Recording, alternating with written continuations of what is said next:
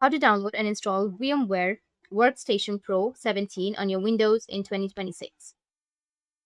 So if you want to download and install VMware Workstation Pro 17, then what you need to do is first you need to open up your browser. After opening your browser, you need to go with your search and search for Broadcom. Click on the official section.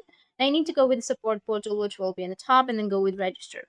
Here, you need to enter your email address.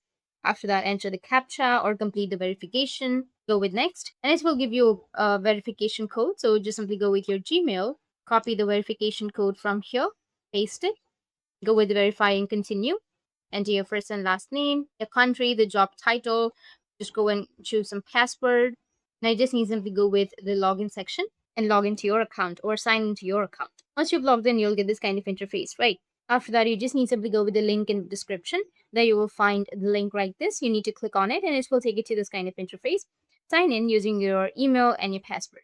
And after signing in, it will be redirected to this kind of interface. Now on the page, click on the VMware for your Windows. Scroll down a bit and select the latest version, which is this is the latest version for now. After selecting the latest version, on the next page, you will get this kind of interface. You just need simply go with I agree to the terms and conditions. Once you click on the terms and conditions here, you will have the download option. You need to just simply click on the download section. You may be asked to fill in a short verification form. Just complete it and submit. Once the file has been downloaded, it will be on your top right. You just need to simply double click on that file and it will start the installation process. That's it. And if you have any questions, feel free to comment below. Thanks for watching.